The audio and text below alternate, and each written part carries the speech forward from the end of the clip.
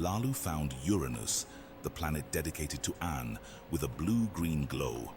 But his fate took the course of the first prince of heaven, Ansha. The rings were beautiful and resplendent and seemed to bewitch the celestial ship. Alalu appreciated the rings of the extraordinary planet that would later be named Saturn by humanity. But suddenly, a bad omen had weighed on his heart. A gigantic shadow prevented him from enjoying the far-sighted sun, plunging his entire ship into an icy twilight. It was the gigantic planet Kisha, also known as Jupiter.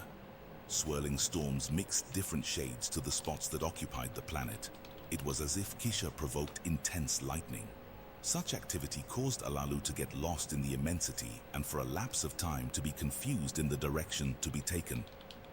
Upon regaining consciousness of his mission, Alalu gazed at the sun in the distance, gaining space in front of Kisha, who was little by little further away. But his whole body shuddered and the fear of death found the warrior Alalu. It was the hammered bracelet, a cluster of rocks and stones grouped together like fatherless orphans. Ensha once told him that the region was protected by a huge asteroid belt. All the Atlantans who had tried to cross the region previously had lost their lives. The rocks swallowed up the sounding ships that came from Nibiru like wild, hungry lions. Alalu could sense other deceased Atlanteans as he could witness every explosion on every ship of every Atlantean that passed away. Fearing for his life, the valiant warrior Alalu took courage. He wasn't going to give up that easily. He knew that if the secret was true, if his ancestors hadn't lied to him or been wrong, then the gold would be found, and the glory of a heavenly reign was imminent. Thus, Alalu fought face to face with the rocks. He fed the ship's firestones and unleashed a deadly missile against the rocks, which slammed each other with the momentum. And then the weapons of terror were hurled into space. Open up to your king. I am Alalu, a warrior from Nibiru, equipped with a ship, weapons and missiles. He yelled to himself. Nothing will stand in my way. My destiny is glory. A heavenly reign has been prepared for me. As by spell, the hammered bracelet opened like a gate, and Alalu could see a path of immense darkness through the rocks. And passing through the hall opened in the hammered bracelet, Alalu could feel the glory of his fate. All other Atlanteans had died in this attempt, but not him. Alalu swiftly crossed the sixth planet in the account of the celestial gods. It was a reddish-brown planet known as Mars. His path led towards the sun. When suddenly he saw the new world, the planet was divided into 3 regions. It was covered in white by snow at the top and bottom, then blue and brown in between. It was the 7th planet, without a doubt, that was the legendary key, later known as Earth. Alalu circled the planet and could observe land and oceans, and then he turned on the equipment to check the depths. The penetrating ray was directed, and then the radar showed not only life, but heavy metals deep within its core. The gold was there. The lightning showed gold, a lot of gold. I found it, said Alalu, but excitement soon gave way to fear when he realized what could happen, how to land safely. If it were on dry land, it could explode, and then he dies. And if it were in the waters, possibly the warrior would sink towards oblivion. For any decision, it seemed to be too late. The gravitational pull was strong, and his aircraft's wings glowed. The atmosphere was like an oven, finer than Nibiru's, and its net of attraction weaker. And then the celestial ship began to shudder. Impact seemed imminent, and his heart clenched in agony. And then there was a heavy bang, and small flashes were seen. The ship landed, and Alalu was thrown unconscious, becoming completely immobile, inert, and passed out. There was no dimension by which time could be measured, and with absolutely no sense, the once King Alalu managed to move and realize that he had survived. This was the moment when the first Anunnaki Atlantean arrived on Earth, also known as Ki. Regaining full consciousness, Alalu beheld that his ship had come down on dry land on the edge of wide marshes. Alalu opened the door of his ship. He observed the soil he was on and took his first steps on the beautiful, alluring planet. He walked among the waters of the marshland and shivered with the cold.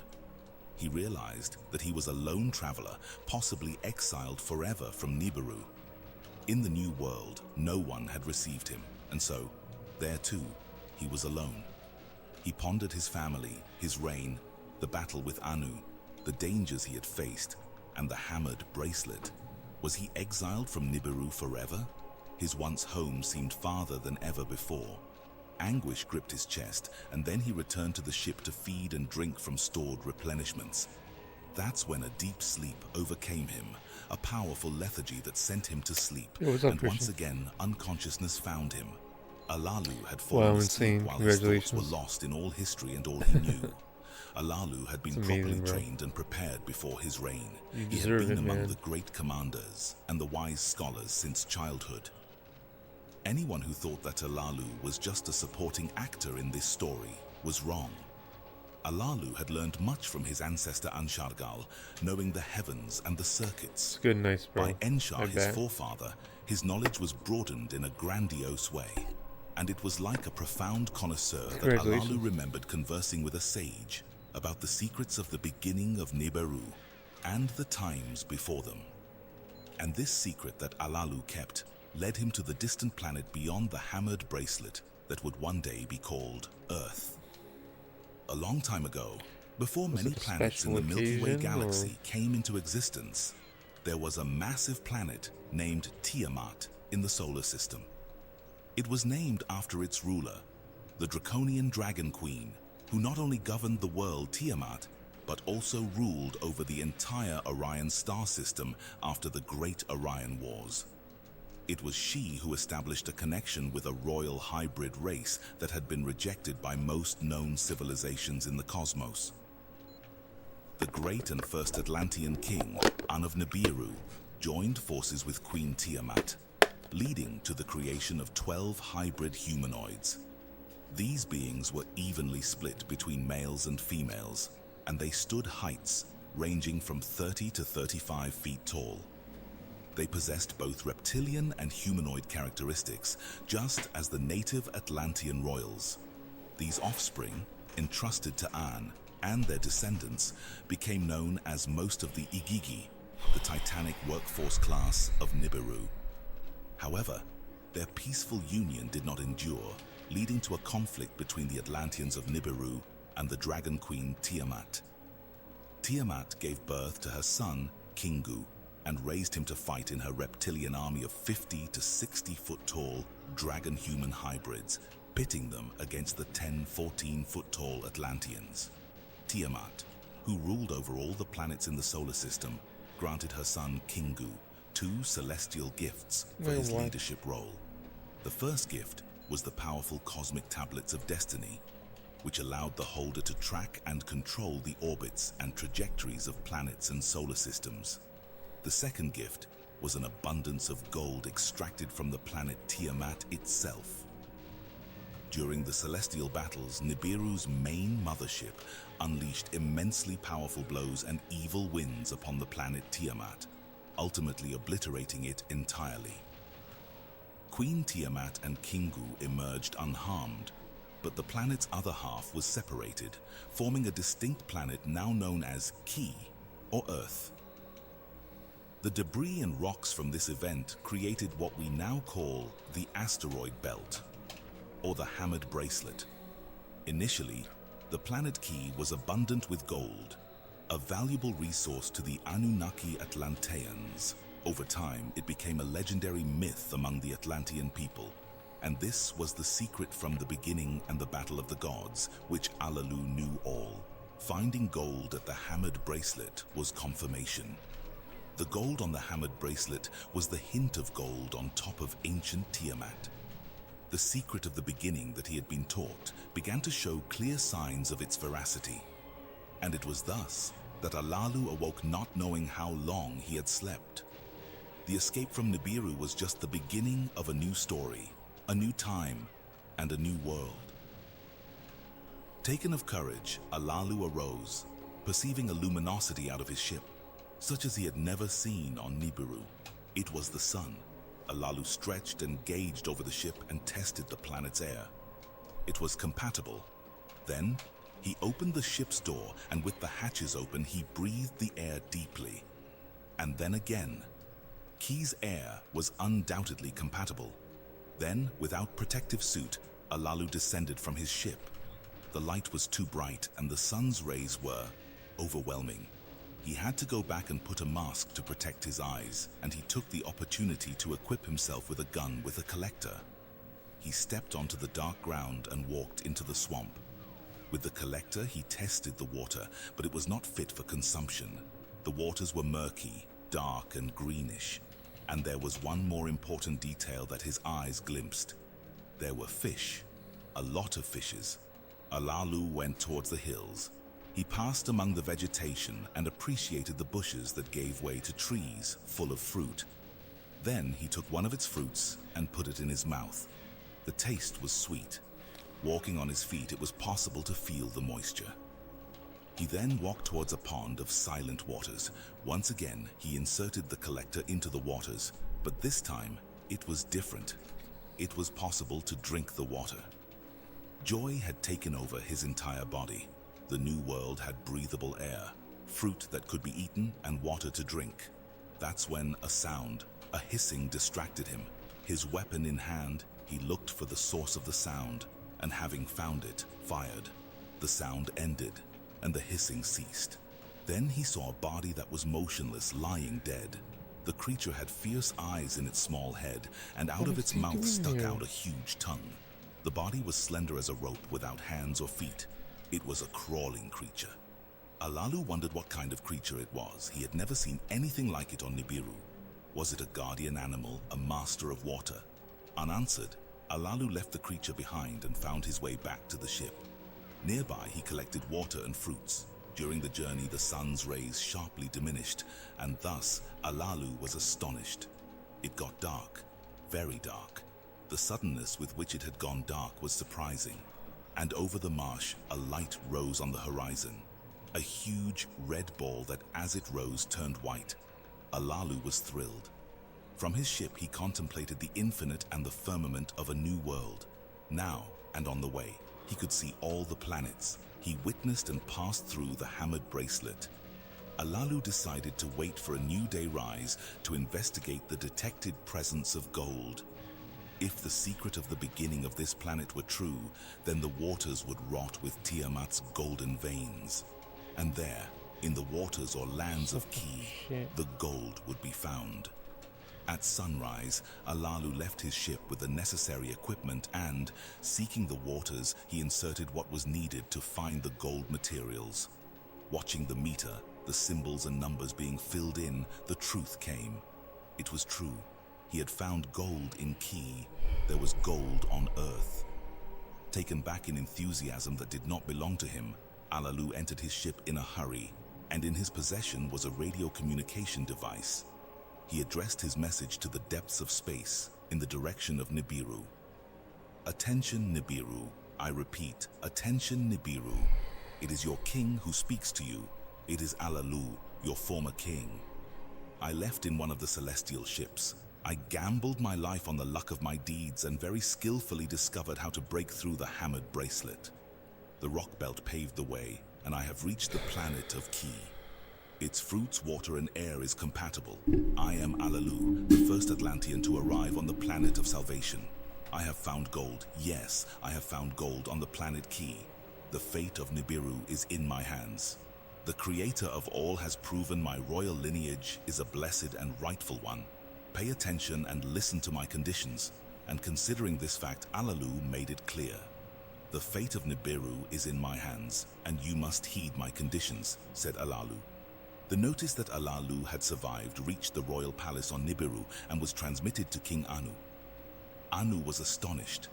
The counselors and sages had also been surprised. Everyone thought that Alalu had died. The commanders were quickly asked to check all the ships and found that, in fact, one of them had disappeared. Alalu surely would have taken it. With the confirmation, Anu reflected on how he should proceed. He decided to order that greetings be conveyed to Alalu. They conveyed his personal message to Alalu over the transmitter. Greetings, Alalu. I, the King Anu of Nibiru, salutes you. There was no reason for you to leave, dear Alalu. Know that in my heart there is no enmity. If thou hast indeed come to find gold, let the glory of Nibiru be exalted, and let salvation indeed take place." Anu's message quickly reached Earth, where Alalu heeded. In a bellicose tone, Alalu readily answered, "If I am to be the savior, then let Nibiru be worthy of my deeds. Let the princes be summoned in assembly and declare my ascendancy supreme. May commanders make me their leader. May they bow to my orders. May I be named king. May my name override Anu on the throne. And may the council and the 7 who judge stand by my words." As soon as the words of Alalu reached Nibiru, the consternation was great. How could Anu be deposed? The advisors were confused. Where would Alalu be? Was it true that he had found the gold of salvation? What if it was a ruse? One of the counselors, the oldest of them, made his voice heard in the assembly. He said, "I was the master of Alalu. He knows the secrets from the beginning before Nibiru. Alalu knows the celestial battle, of the gigantic watery planet Tiamat, and of the golden veins it inherited. He has deep knowledge. So if Alalu truly did break through the hammered bracelet, he found his destiny on the 7th planet, which we know as Ki. Then a prince of Anu took the word. Alalu cannot demand terms. The calamities were his works, and he lost his throne in combat. If it's true that he found the gold, it needs to be proven. And even if he found the gold, would it be enough? There was silence. The ones who took the word in the assembly was Enlil, the Lord of Command. Enlil is the son of Anu with his legitimate wife, the Queen Antu. The decision of the assembly has been transmitted to Alalu. And then the first Atlantean to arrive on Earth pondered all the points as if he were playing a chess game. The movement of each piece should be meticulous. Alalu agreed and testified of all his journey and the dangers he passed through. From the sampler he took his crystal, from the collector his crystal heart, and inserted the objects into the transmitter for verification. And having sent the proofs over to Nibiru, he addressed new elements of his bargain. He said, "Now that you already have the proof, declare me king and bow to my orders." Alalu's words were stern and sharp. The sages were horrified, but they found that indeed the location of Alalu originated far beyond the hammered bracelet. And to discuss the matter, the assembly met once more. Anu's eldest son had spoken. He was married to Damkina, the daughter of Alalu. He was known as the Wanis whose home was water. Enki was his name. "My birth father is Anu, and by marriage Alalu turns out to be my father as well. The intention of my marriage was to unite the clans. Allow me to bring unity to this conflict. Let me be Anu's emissary. Let me take the gold from Alalu and deliver it for Nibiru. I will make Alalu the proclaimed king on Earth. And if salvation really reaches Nibiru, let a new battle and plan to take place to determine Nibiru's throne." Enki's words were wise, and they filled the hall of assembly. The advisors complied, and Anu pronounced the sentence. "So be it, and a new fight I will bestow on Alalu. Let the victorious be Nibiru's king." The decision was conveyed to Alalu, who agreed. "I will receive Enki on Earth, and may he obtain the gold of the waters. May he carry out the tests, and that in the future a new battle for the throne of Nibiru will take place." Enki addressed the commanders at the ship's location and began the preparation of the mission. Enki would not use the weapons of terror to break through the hammered bracelet as Alalu had done. He would use water. And then the first question arose. If water was the force and not fire, where would it replenish? It was necessary to store the water in the ship. So, the studies and preparations went on for one complete Shah. It was decided to use the largest of the celestial ships. The destination of the return was calculated, and a tablet of destiny was fixed. 50 heroes were selected for the mission. Anu approved the trip, and so the Anunnaki Atlanteans entered the ship, carrying their space helmets and wearing space garments. Enki knelt in reverence to his father, Anu to receive the royal blessing. Anu said, "Enki, my dear eldest son, it will be a long trip. Safely go and return. and may thy success overtake us on Nibiru. Ninal, his mother, and Damkina, his wife, also bid farewell to Enki, who was the last to join the celestial ship's departure. Then Anzu, which name means he who knows the heavens, was Enki's first commander and pilot of the ship. Anzu lifted the gigantic craft over Nibiru's skies, beginning the mission that would soon reach Ki, also known as Earth. The ship respectfully passed all the planets that honored Nibiru's royalty until it found the fearsome and challenging hammered bracelet. The mission was carefully calculated and prepared, so with jets of water and not with the weapons of terror as Alalu had done. It would smoothly remove the gigantic rocks of the asteroid belt. The whoops of joy as the hammered bracelet erupted were euphoric, but soon gave way to apprehension. Anzu sounded the alarm. To clear a path between the rocks, more water than planned had been used. There would be no water to feed the ship's flaming stones for the rest of the journey. At the head of the gigantic Atlantean ship was Lamu, the red planet that would later be called Mars. Anzu, the skilled pilot, slowed the ship and rounded the edge of a lake, landing onto the planet Mars. Together, Enki and Anzu donned their space helmets and descended to solid ground.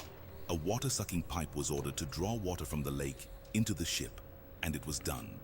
With the ship resupplied, once again the sky giant departed with its final destination addressed to planet Earth. And as soon as they approached Earth and the transmitting signal from Alalu was picked up, they could see the oceans and the dry land contrasting with the tones of snow in the two-thirds of the planet. But as they got closer, they noticed the strong attraction of the planet and the weight of the snow for landing in the swampy region. Anzu circled the entire planet once more, seeking the ship's deceleration and closer proximity to the ground. And finally, the gigantic ship descended on the waters of the Earth. That's when a message reached the ship. Alalu said welcome to the land. The gigantic ship took the signal and Anzu floated the spaceship towards Alalu's coordinates. "Quick," said Alalu, "make haste." Anzu ordered all Anunnaki on board to put their space garments on. The ship's door opened and the heroes descended from the ship. Enki, however, was left without a spacesuit. His heart was beating like a drum. He dived and swam freely in the water and could feel that the waters were deep and much deeper than he imagined it. As soon as he reached the bank, he saw Alalu, who embraced him and said, "Welcome, my son-in-law. Welcome to a new world." And then, as the heroes moved, Alalu greeted each one and bid them welcome. Enki said to the rest of the Anunnaki, "Here on Earth, I am the commander. We've come a long way for an important mission. The future of Nibiru is in our hands. It's a life or death mission. Let's get to work." Anzu, convey to the king, my father, the good news of our arrival on the planet. Soon the sky turned reddish, orange and darkened. Alalu explained, "A night on Earth is far shorter than you can imagine.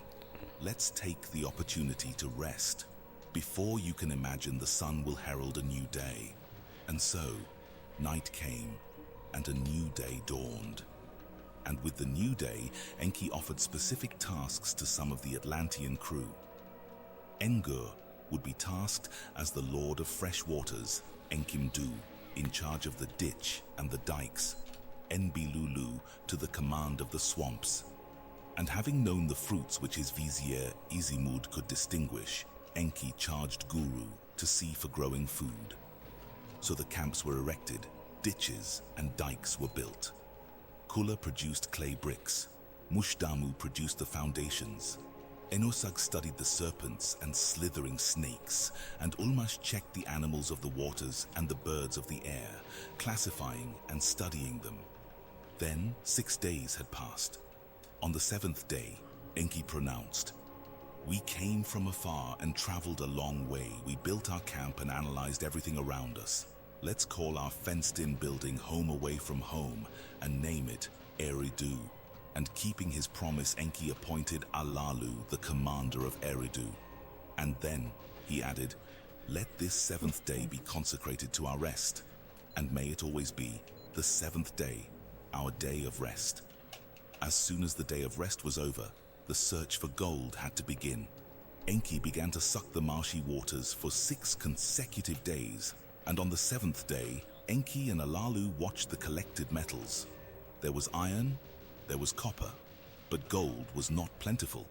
They worked on separating the metals, and on the next 7th day, then rested.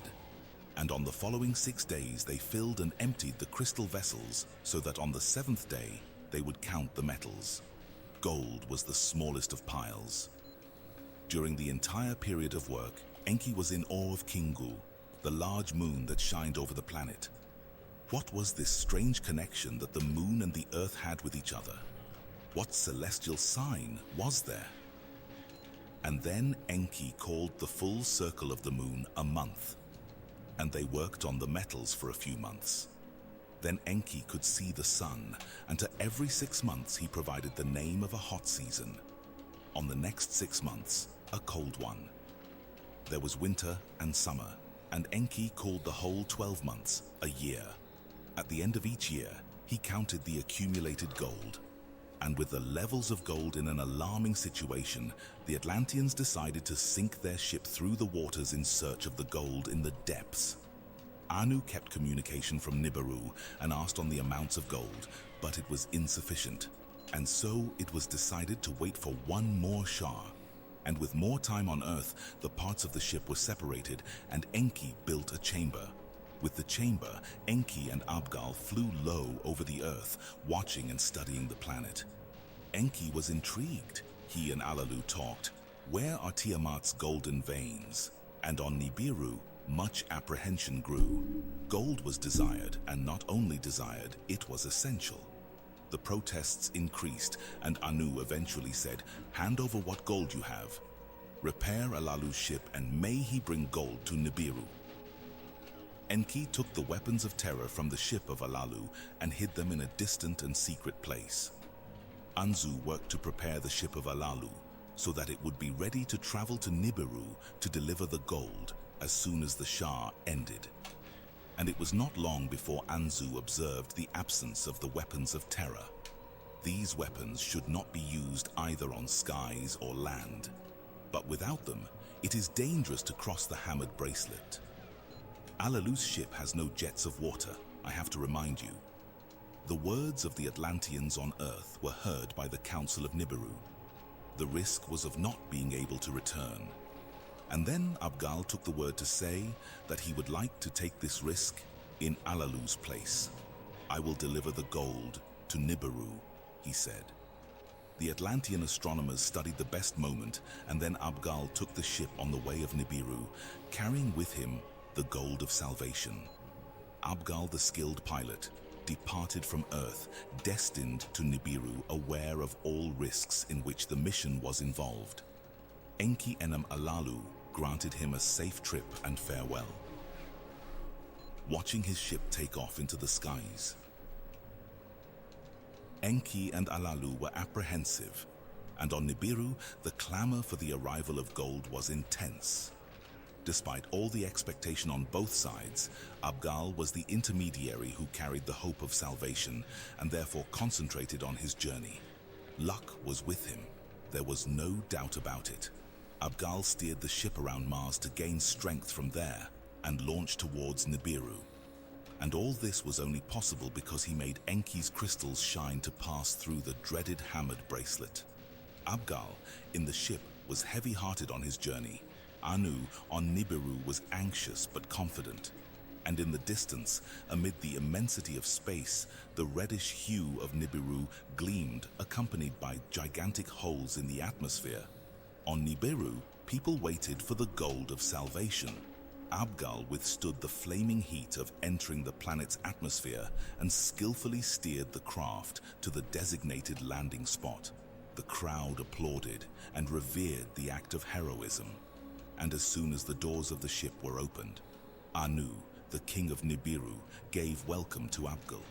Meanwhile, other Anunnaki took the gold from the ship and destined it to the appropriate place. Soon, the gold would be reduced to the finest powder to be pulverized into the atmosphere. In the assembly of the Atlanteans, Anu pronounced, Salvation is here. The gold of salvation has arrived. Though the words of Anu were of glory and exaltation, apprehension was great among the people of Nibiru. Were the theories correct? Would the pulverized gold be able to promote the closing of the holes in the atmosphere? And the answer was affirmative. The rift that had received the gold was closing, and the royal palace was filled with joy. However, with the proximity of the sun, the rays deflected the gold and the cracks slowly opened again. The gold was not enough. Anu commanded, "Abgal, return to Earth immediately. We need abundant amounts of gold. Nungal and other Anunnaki will accompany you. Leave as soon as possible." So Abgal and other Atlanteans departed from Nibiru with Earth as their destination. When they arrived at the planet, they were received on Eridu by Enki. After the initial greetings, the work of extracting gold quickly began. What was seen, however, was worrying. The amount of gold was insufficient. Enki and Alalu, day after day, looked at each other and talked. Both of them were intrigued. Their hearts tightened. Where would the gold be abundant? Where were Tiamat's golden veins? Enki made his exploration with often flights. He knew the mountains and valleys, but it was necessary to explore further until the solution was found. Then it went towards the lands separated by the oceans, and finally the bowels of the earth revealed themselves. It was there where the dry land split in two, where the land took the shape of a heart at the bottom. The golden veins of the earth's bowels would be abundant. Enki called the area the Abzu and said, "On Abzu there is much gold." Enki communicated the news to the Council of Nibiru, and a new assembly was formed. As soon as Enki communicated the news to the planet Nibiru, hope returned everywhere. The only certainty was the need for gold exploration. But the question that remained, however, was how to obtain this gold. And in the assembly of Nibiru, Enki's half-brother Enlil spoke. First was Alalu and then Enki. Everyone waits for salvation from Shah to Shah. But now we hear different words. A task beyond the imaginable must be undertaken. To do that, you need proof of the golden veins, and you need a better plan for us to succeed with extracting the gold. And in the assembly, a great division was made. That's when Anu took the floor and uttered a decision. Let Enlil go to Earth. May the evidence be collected, and may a plan be forged. The assembly was unanimous, everyone consented. The words were conveyed to Earth, and Anu commanded, "Henceforth my youngest of sons, Enlil, shall be in command of Earth. His word will be order." And then Enlil began his preparations to start his mission to Earth, accompanied by the female Lieutenant Chief Al-Algar. As soon as Enlil arrived on Earth, he had been received by his brother Enki, who embraced him warmly, welcoming his younger brother. Alalu, however, was not so warm in his welcome, beckoning with simple words. The rest of the Atlantean crew were anxiously awaiting for Enlil, and finally, they could begin their work. The new Earth's mission commander ordered the small ships assembled for exploration. Enki and Abgal took a ship to show the way across the Abzu, while Enlil and Alalgar followed in another spacecraft. They tested the soil of Abzu and discovered gold, but with a lot of sand and rocks. And so they returned to Eridu. In Eridu, Enlil took the floor and said that a new mission would begin. Enlil described a great plan and proposed a great mission. Enlil explained that Eridu had to be enlarged and the Gyges, the Atlantean giant workforce, would be brought from Nibiru. It was necessary to find new settlements. With this, the gold would be collected and then separated from the mixture. Then it would be transported in celestial ships from Earth to Mars, and finally, Nibiru. The plan was very detailed and seemed effective, but Enki and Alalu looked at each other. Enki questioned who will command the settlements, who will be in Abzu. Then Alalu added, who will command the new Eridu and who will supervise the settlements. Anzu then took the floor to question, who will command the ships and the landing place. Enlil was quick and concise in his reply. Let Anu come to Earth and let him make the decisions himself. And so it was done. Nungal was chosen as its pilot, and together, Anu and Nungal departed from Nibiru, destined to Earth. Enki provided boats to receive the king from the celestial ship that landed on the water. And as soon as he saw Anu, his father, he bowed towards him, and Anu embraced him, saying, "My dear son, my eldest son." Then Anu traveled to Eridu, where he was received by Enlil, Alalu, and the other Atlanteans who received the royalty of Nibiru, now on Earth. Enlil received his father warmly and respectfully. Alalu received Anu hesitantly, but as one receives a close friend. A dinner was served in honor to the king of Nibiru, who retired to the cabin prepared by Enki soon after. On the next day, Anu went to the Abzu to explore the area and check the gold. However, Anu was perplexed. "Extracting the gold will not be easy," he said, "but it must happen. Enki and Enlil will be in charge of building tools and making the extraction of gold possible." Thus days and nights has passed, until in Eridu a meeting had taken place. Enki spoke. "It was I who founded Eridu. However, other camps in the region need to be created. May the land be known as Eden, and may I have it under my command. Let Enlil take charge of extracting the gold." But Enlil was enraged. He said, "The plan is unfair. In commands and plans, I am the best, and for Earth's secrets, Enki stands out more. He discovered the Abzu. May Enki be the lord of the Abzu. May I be the lord of Eden." The brothers Enki and Enlil argued fervently. Anu listened carefully and reflected. Enki was the firstborn, but Enlil was his legitimate son with Antu, the queen. Anu observed that discussions tended to have this beginning, but never an end. Besides, one must return to Nibiru. Eden and the Abzu need a commander. After pondering, Anu announced, "Luck will decide what will happen, and between the three of us, a decision will be made. Let the fate speak for itself." Then the fate had been decided by luck. Anu would return to Nibiru to be the ruler. Enlil would be the lord of command in the Eden. Enki would become the lord of the Abzu. Thus Anu spoke, "Let Enlil enlarge the camps of the Eden and be responsible for loading the gold into the ships and for commanding the Atlanteans until the lands meet the barriers of the waters. And may Enki, my firstborn, be the lord of this planet, and we will call it Earth after him. May he be known as the first to land, and let him rule the Abzu." Enlil, in its turn, said, "Enki, Lord of Earth, this shall be your title, and I, Enlil, will be known as Lord of Command." And then the decision was announced to the other Atlanteans in assembly. Anu confidently said, "I will return to Nibiru with an easy heart. Success is on the way." But then Alalu stood before them all. "An important matter has been forgotten," he shouted. "The dominion of Earth had been promised to me. This is what was said when I announced my arrival and the discovery of gold. Furthermore, I have not renounced my claims to the throne of Nibiru. It is an abomination that you should share everything with your children. You owe me a fight for the throne of Nibiru."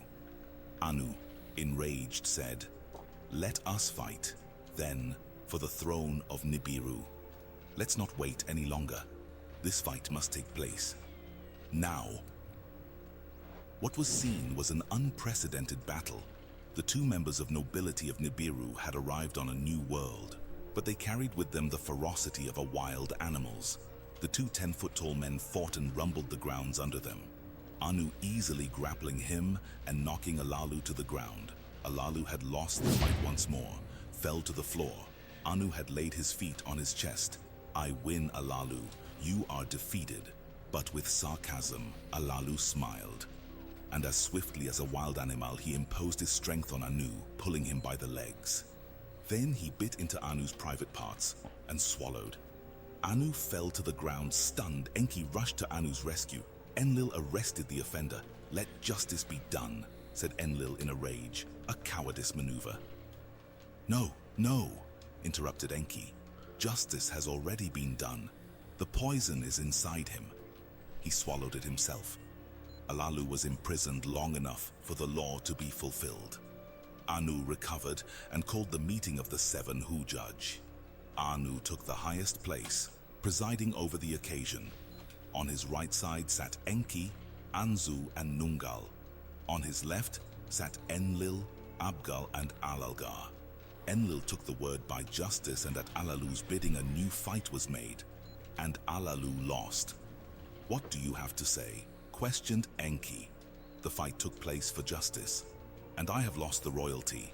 Enlil interrupted Alalu, saying, "And having lost, he committed an abominable crime. Death is the punishment." "What do you have to say?" asked Enki once more. Alalu was silent, and then, slowly and quietly, he spoke. "On Nibiru I was rightful king, and Anu was my cupbearer. I reigned for 9 Shahs until Anu himself sat on my throne.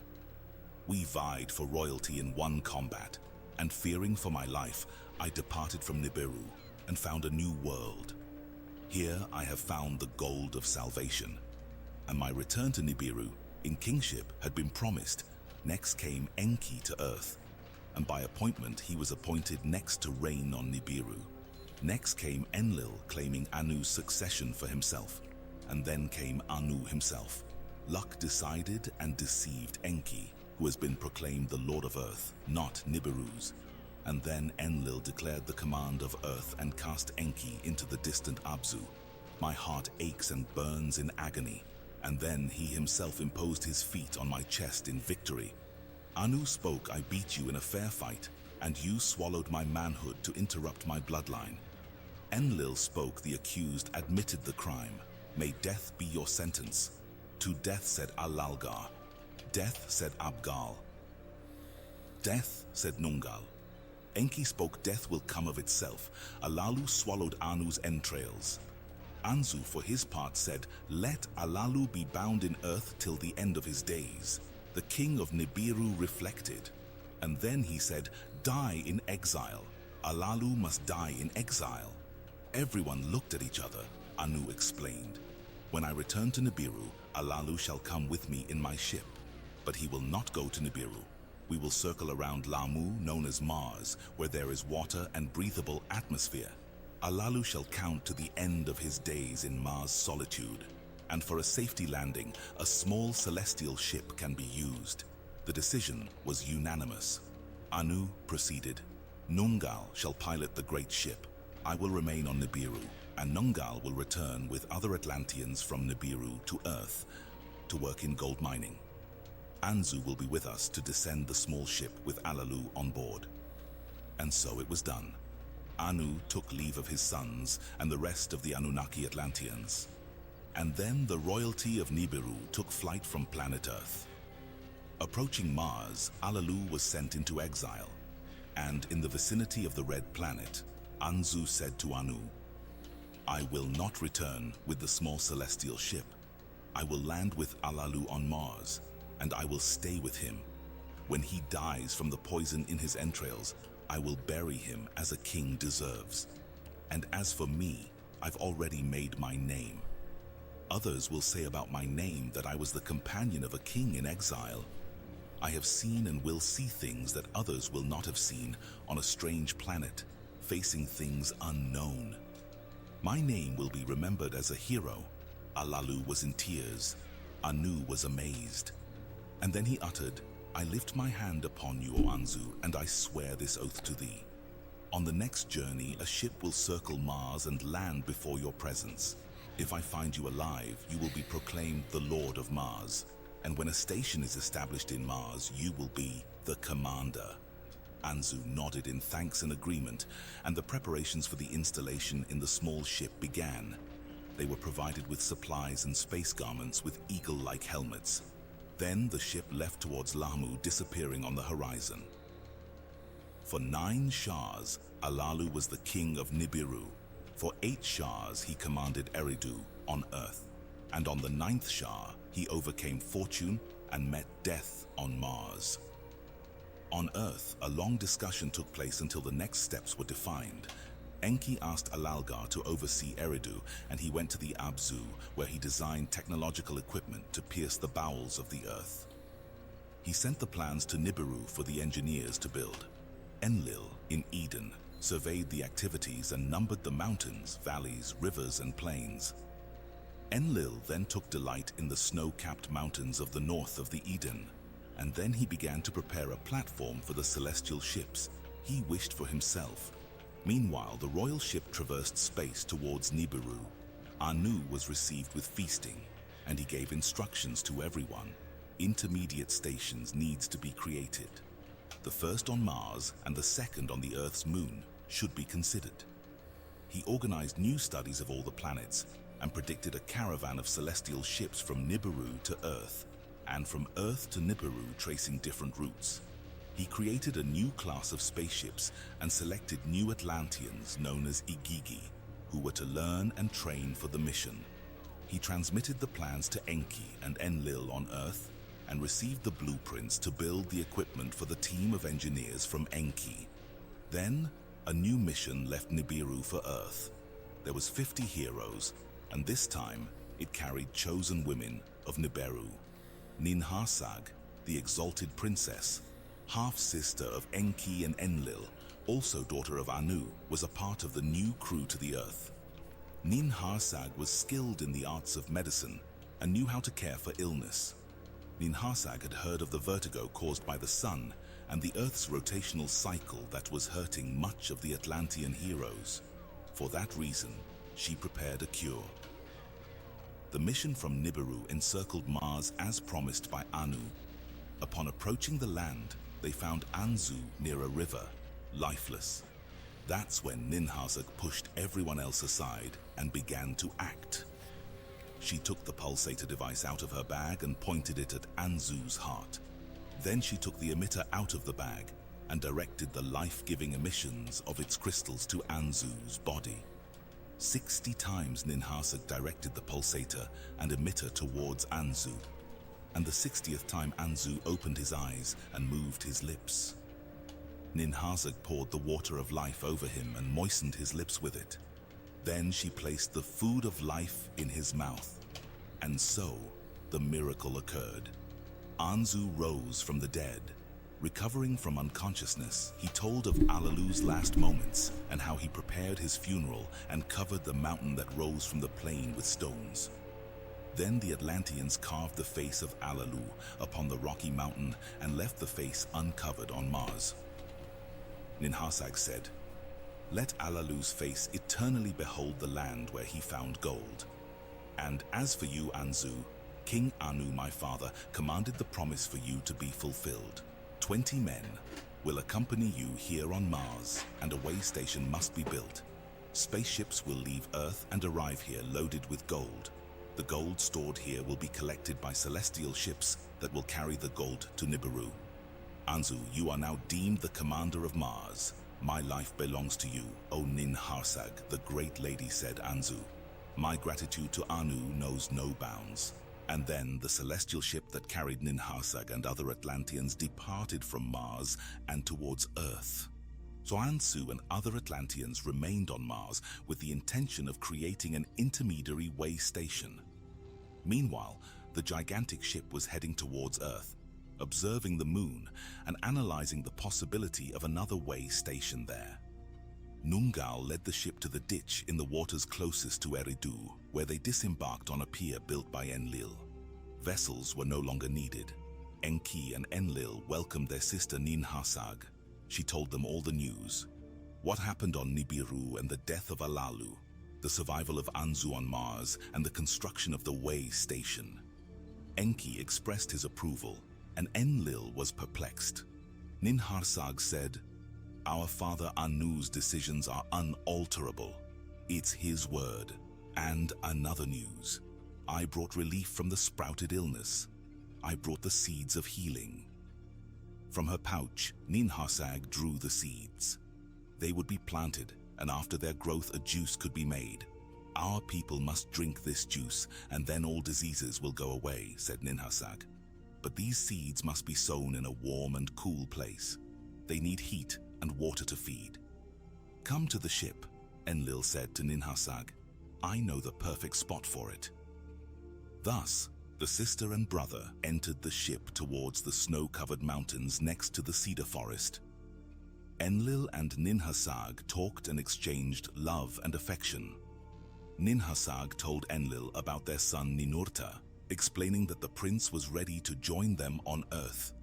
Enlil, father of Ninurta, was the son of Antu, the lawful wife of Anu. He was the legal heir, the successor of Anu. Ninhursag was the half-sister of Enlil, mother of Ninurta, and the first daughter of Anu. Extremely beautiful and full of wisdom, Ninhursag was skillful and quick to learn. The two, Enlil and Ninhursag, caressed each other, but Enlil did not pour his life-giving fluid into Ninhursag's womb. And then they headed back to Eridu. On the way, Enlil showed the landscape and presented the Eden in all its extension. And from this, Enlil explained his whole plan. Far from Eridu, where the dry land begins, will be my abode. Larsa will be its name. It will be the place of my command. It will be located on the banks of the Baranu, the river of deep waters. A city will arise in the future, and its name will be Lagash. Between the two, in the plans, I drew a line, and near will be a city which be called Shurubak, the city of refuge. This will be your city, my dear sister. It will stand on the central line and lead to the fourth city, Nibruki. Nibruki will be the crossing point, the heaven-earth link. It will be home for the tablets of destinies and will control all our conquests. With Eridu, there will be 5 cities that will exist forever. And then Enlil demonstrated a crystal tablet with several markings and explained that in the future there will be a place for the ship to arrive from Nibiru to Earth. Ninhursag was surprised at the complexity of it all. In this way, she understood Enlil's disagreement with Anu's plan and the creation of an intermediary station on Mars. "It is a magnificent plan," said Ninhursag. She was visibly emotional. Enlil's plan contemplated the creation of a city for her. It would be the healing city, a healing station. But, warned Ninhursag, do not transgress your father beyond this plan. Don't offend your brother Enki either. You are as wise as beautiful, Enlil said. Meanwhile, in the Abzu, Enki also conceived plans. The plans of Enki and Enlil were very different. Enki thought where he could build dwellings for the Atlanteans, and to build his own home, where he could enter the bowels of the earth. From his celestial ship, he measured the entire length of the Abzu and carefully surveyed all regions. The Abzu was a land far away and beyond the waters of the Eden, a rich and perfect land. There were rivers that crossed the region with enormous flow of water. Enki built his abode besides running pure waters, in the midst of the Abzu. In this land, Enki determined the place of the deep so that the Atlanteans could access the bowels and core of the earth. Thus, through interior tunnels, they could discover the golden veins. He installed the equipment to crush the extracted gold. Then, they would be transported in celestial ships and taken to the landing place in the Cedar Mountains. And from their spaceships, they would transport the gold to the way station on Mars. And so, several extraterrestrials arrived on the planet. Some went to the Eden under Lord Enlil's responsibility, others to the Abzu with Lord Enki, and others were directed to Shurubak with Princess Ninhursag. On Nibruki, the heaven-earth link, Enlil grouped and commanded all missions there from the heavens in the sky. Enki traveled between Eridu and the Abzu constantly, overseeing all activities. At the Mars, construction and much was progressing, and the way station received large numbers of working-class Atlantean giants. 2 shahs passed until, on the 7th day, Anu gave an order and decree in an official announcement. On Earth, that was the 7th day, a day of rest decreed by Enki in the beginning. 600 gathered to follow Anu's announcement. Enki with his advisor Isimud, and Nungal the pilot, Alagar, the lord of Eridu, and Abgal, who commanded the landing place. In the Aden, Enlil watched the transmission with Ninhursag and the maidens of her host who also accompanied her. On Mars, together with Anzu, diverse workmen gathered, and then Anu spoke. Greetings all. You are heroes, the true saviors of Nibiru. The fate of the entire planet is in your hands. Your deeds will be remembered for all eternity, and your names will be glorified. From now on, those on Earth will be called the Anunnaki, meaning those who from heaven to earth came, and for those who are on Mars shall be called Igigi, those who observe and see they shall be. Everything needed is now ready. Let the gold begin to arrive, and let Nibiru be saved. But Anu, in the distance on Nibiru, could not foresee the approaching of confusion that would come. Starting with the dilemma of his own children. It all started long before the arrival of the Anunnaki on Earth. Enki was the eldest son of Anu, but he was not, however, the legitimate heir, as he was the son of a concubine. Ninhursag, the eldest daughter, had been chosen by Anu to marry her older brother Enki, his eldest son.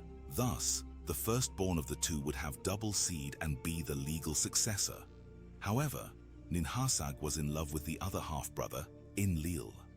And so Enlil left his seed in Ninhursag's womb, and Ninurta, the prince who might soon be on Earth, son of Enlil and Ninhursag, was born. Enraged at that time, and still on Nibiru, Anu had forbidden Ninhursag of marriage to anyone, no matter who. Then Enki married a princess, the daughter of Alalu, the beautiful Damkina. Enki and Damkina also had a son who was called Marduk, and it meant one born in a pure place. Thus Enki, Anu's eldest son, had a son by marriage, Marduk, and Enlil, Anu's rightful heir, had a son, Ninurta, but not by marriage. Enlil's story in this respect had been developed on Earth, not Nibiru's. Enlil had fallen in love with Sud, who was one of Ninhursag's maidens while she was bathing in a cold mountain. Enlil took Sud to his abode in the cedar grove and offered her the elixir of the fruit of Nibiru that grew on Earth. The two drank, and Enlil made his intentions clear. However, Sud told him about her virginity and that her lips had never kissed anyone. But he laughed and kissed her, depositing the seed of life in her womb. Ninhursag deeming the action as immoral and denounced Enlil for judgment before the seven who judge. Enlil's sentence was exile to a land of no return, far from all cities.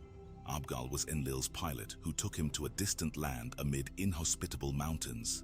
And descending the ship to the ground, Abgal said, "Enlil, I did not choose this place by chance. In a cave near here, Enki hid the weapons of terror that were in Alalu's ship. Take possession of the weapons, and you will get freedom again." That said, Abgal departed and Enlil was left alone in that place. In the Eden, Sud spoke with her commander Ninhursag. She told her that she was pregnant, and in her womb Enlil's son had been conceived. Ninhursag conveyed the news to Enki, the Lord of Earth, whom at that moment and time was supreme on Earth. Enki decided to summon the seven who judge, and at the judgment Sud was questioned to the possibility of accepting Enlil as her husband. And having accepted, Enlil returned from exile to marry Sud, who was now called Ninlil, the Lady of the Mandate. After this, a son was born to Enlil and Ninlil. His name was Nannar, the Bright One. And it was said that Nannar was the first child of two Anunnaki Atlanteans of Nibiru conceived on Earth.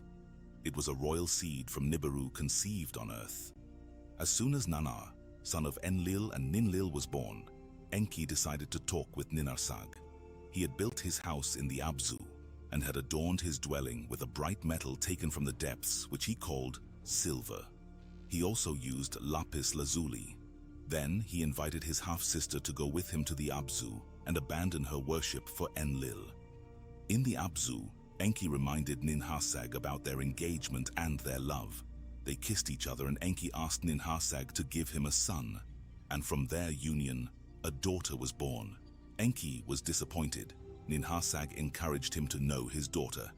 But Enki said, "I will have a son with you, my sister." And so, another relationship they had, and another daughter was born. Enki shouted, "A son!" I need a boy." Enraged, Ninhursag pronounced a curse on Enki. "May all food be poison in your viscera, that his jaw hurts and that his teeth and his ribs hurt."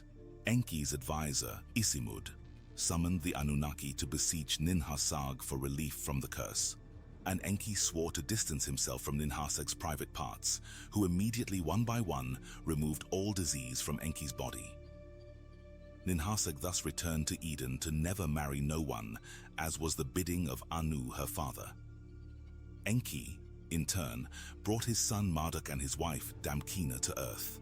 Enki had 5 more children by his wife Damkina, and also by concubines. Thus were born Nergal, Gibil, Ninagal, Ningishzida, and Dumuzi, his youngest son. On the other side of Anu's generation, Enlil and Ninhursag brought their son Ninurta to earth. Besides this, Enlil had another son by his wife Ninlil. Ishkur was his name. On this way, 2 clans settled on earth. Later, the clans of Enki and Enlil would go to war, which would be known as the War of the Gods. In the Abzu, gold was extracted from the golden veins of the earth. The golden metal was conducted to the landing place. From there, the Igigi transported the gold in spaceships to the intermediary way station on Mars. And from Mars, the precious metal was delivered to Nibiru in celestial ships. On Nibiru, the gold was ground to the finest powder and thrown onto the atmosphere for the protection of the planet. Slowly and step by step, Earth's gold healed Nibiru's wounds, holes and cracks. Enki built a dazzling abode in Eridu, and from the earth he raised it to heaven like a mountain, took to live with him Damkina and Marduk. Enki proceeded to teach Marduk various things. On Nibiru, Enli established the link between heaven and earth, with a construction equally dazzling. Their words were heard on Mars and on Nibiru. The rays that came from there could seek the heart of all lands. His eyes explored all the lands, and it was impossible for an approach that could not be seen from his black satellite, an all-seeing eye. From the top of the chamber, Enlil studied everything and watched everyone and everything. He studied the secrets of the sun and the moon and recorded them in secret formulas. He improved the celestial zenith and fixed the 12 houses, and with the 12 emblems he marked the family of the sun. The tablets of destinies gleamed in their royal abode, while the class of workers worked very hard. The earth's cycles left them astonished, and the portions of the healing elixir were given to them in small quantities. In Eden, the Anunnaki were weary. In the Abzu, the work was strenuous. The Igigi on Mars complained constantly.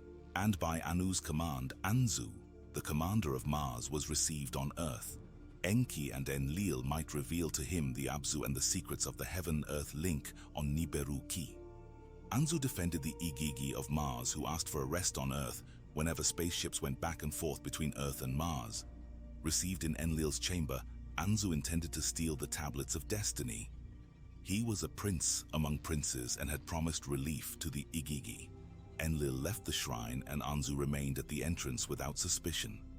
Then Anzu seized the tablets of destinies and departed from the celestial chamber towards the landing place, where the Igigi had gathered, awaiting his return to declare Anzu the king of the earth and Mars. And from the top of the chamber, Enlil, perceiving the theft and afflicted with treachery, he spoke angry words to Enki, questioning about Anzu on Nibiru Ki. The Anunnaki seek the words of Anu. The order was to stop Anzu and retrieve the tablets of destiny. But Anzu, in possession of the tablets, was invincible. Despite this, Ninurta stood ready to fight and recover what was rightfully his father's. Javelins were hurled at Anzu, but they missed. Arrows were launched, but they also missed him. So a mighty weapon was prepared, a Tilu missile. The instruction was to approach, and when they were united, Ninurta and Anzu wing to wing, the missile would be launched, creating a whirlwind and a storm of dust. And then, like a ball of fire, Anzu fell. The earth shook, the heavens shook. Ninurta took the tablets of destiny and made Anzu his prisoner. Quickly, Ninurta was applauded at the landing place, and the Anunnaki who had been taken prisoner had been freed. And before the judges, Anzu was sentenced to death. Then the fluid of life of Anzu had extinguished. Ninurta said, "Leave your body to the vultures." And Enki answered, "Lead Anzu's body to Mars, that it may be buried beside Alalu. The same ancestral seed they both possess. Let Marduk, my son, conduct Anzu's corpse, and let him abide there, that he may become Mars' new commander." Meanwhile, on Earth, Enki and Enlil discussed changes to avoid confusion. Ninurta, who was an expert in the interiorities of planets, suggested a new city of metal for new shipments to be made. Thus, those who were weary could return to Nibiru, and new Anunnaki could come to Earth in their place. In this way, in the Eden, new construction began, and it took 3 Shahs until the city of Bad Tibira be created. Ninurta, who had given the suggestion, was the first commander. In this way, the flow of gold to Nibiru was easier and faster. Those who were on Earth and Mars, many of them returned to Nibiru. Alalga, Abgal and Nungal were among them. Received as heroes, the inhabitants of the planet Nibiru, especially the younger ones, wanted to participate in the missions and mainly wanted the emotions. They did not know what great calamities there were on Earth, on Mars, and in the heavens. In Bad Tibira, gold was smelted and refined, and then sent to Mars in spaceships. Pure gold was carried from Lahmu to Mars in celestial ships. And as Ninurta had conceived, gold flowed from Abzu to Nibiru. However, what was not noticed was the malaise of the newly arrived Anunnaki. Enki turned his attention to other matters in the Abzu and could not see what was happening. So Enki created a new complex called the House of Life and invited his son Ningish Zida, who is known in the Egyptian pantheon as Thoth, to work with him. Enki was especially curious of some living creatures that lived among the tall trees and used their front paws as hands. It was in the tall grasses of the steppes that strange creatures could be seen that seemed to walk upright. The secrets of life and death were carefully studied by Enki. The House of Life was in the Abzu, and it had all manner of carefully crafted tools and equipment.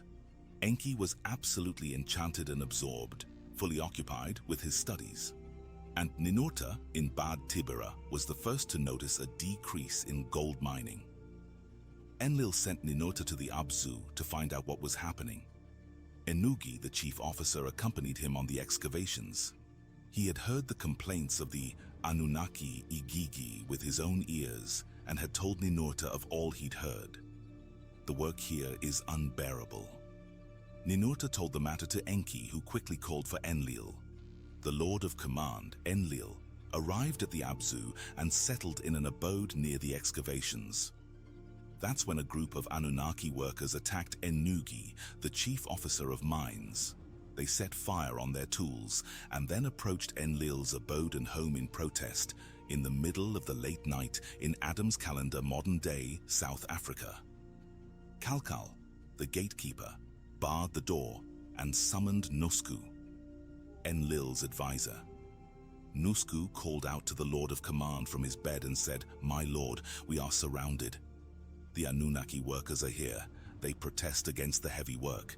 Enki and Ninurta were summoned on prompter device." "What is happening?" asked Enlil, waking up from deep sleep. "Who instigated this hostility?" Enlil asked the rebellion. In unison was answered, "We have, all of us." Enlil relayed the events to Anu over holographic communication as well, and who quickly replied, "We need the gold. The work cannot stop." Enki pondered. "The work is too heavy, we all know it. The rebellion is not against Enlil, it is against the work." Ennugi, the chief mines officer, was freed and consulted. He said, "Since the heat on Earth increased, work is unbearable, intolerable." Ninurta said, "Let the rebels return to Nibiru, and may other Anunnaki come in their place." Enlil asked Enki, "Is it possible to create new tools for the Anunnaki to avoid the tunnels?" Enki said, "Call my son Ningish Zida, also known as Thoth. I must speak with him." And after they had talked, Enki announced, "There is a possible solution. Let's create a primitive worker. Lulu will be its name, and may this new being carry the hard work of the Anunnaki on its shoulders." Anunnaki royals were speechless. Who had thought of a similar solution? Would anyone have thought? And so they called to Ninhursag, who was skilled in medicine, genetics, and aid. Ninhasak answered, I never heard of anything like it. All beings descend from a seed, each being developed throughout eternity from another as hybrids of another species. None came from nothing. Enki smiled and said, How right you are, my sister. Then Enki said, I must reveal a secret of the Abzu. The being we need already exists. All we need to do is brand it with our essence, with the essence of Nibiru. Let me create the Lulu, the primitive worker, and we will create it in our liking and image, Enki said. End of Tablet 5.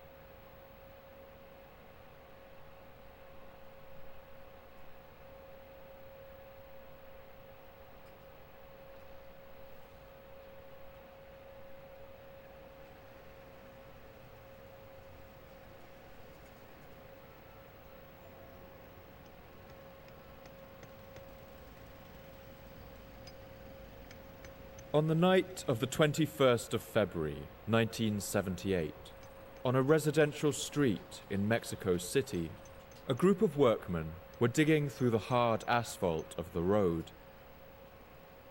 They worked for the Mexico City Electric Company, and their job was to run cables across the street and through the whole neighborhood. At first, it seemed like just another day at work. But then, just over 2 meters into the earth, their diggers struck something. It was an enormous piece of stone. And as they excavated further around it, they saw that this stone was carved in ornate and intricate patterns. They quickly notified the archaeologists at Mexico's National Institute of History and Anthropology, and all construction work in the area was stopped. Flocks of archaeologists descended, and excavations began to discover what this remarkable stone was. The more they uncovered, the clearer the picture became. This was a carved stone disc, measuring over 3 meters in diameter. On its surface was the image of a woman, a goddess, naked and decapitated, surrounded by snakes and skulls, and wearing a crown of feathers. This was a depiction of a god named Coyolxauhqui, who was worshipped by the ancient indigenous people of Mexico, who today we call the Aztecs. The discovery of this stone sparked an outburst of interest in what else might lie beneath the surface of Mexico City. The President of Mexico issued a decree ordering the entire city block to be demolished and excavated. In all, 13 buildings in the neighborhood were torn down, and the more they uncovered, the more excited the archaeologists became. They found that the stone disc had been placed at the base of an enormous set of stairs, which led up to a platform on which the ruins of a great pyramid once sat.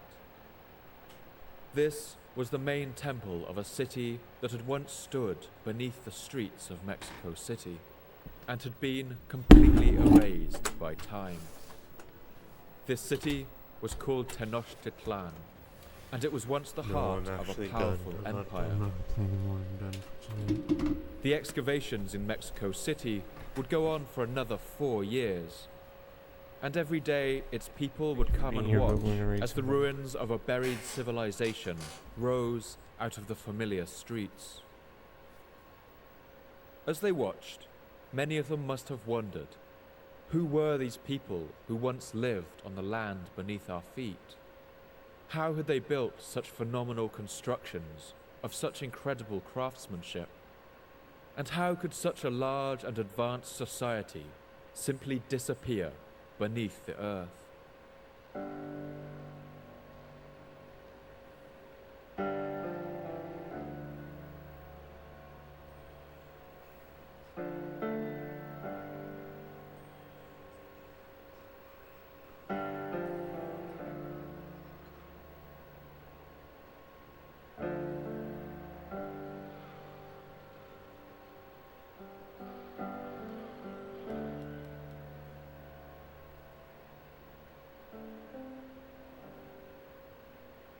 My name's Paul Cooper, and you're listening to the Fall of Civilizations podcast. Each episode, I look at a civilization of the past that rose to glory and then collapsed into the ashes of history. I want to ask, what did they have in common? What led to their fall? And what did it feel like to be a person alive at the time who witnessed the end of their world? In this episode, I want to look at one of history's most incredible stories. That's the rise and the dramatic fall of the Aztec Empire. I want to explore how the Aztecs overcame the odds to create one of the America's largest indigenous empires. I want to explore how they reacted to one of the most astonishing and terrifying encounters that any society has ever experienced. And I want to tell the story of what happened to cause the dramatic, and final end of their age.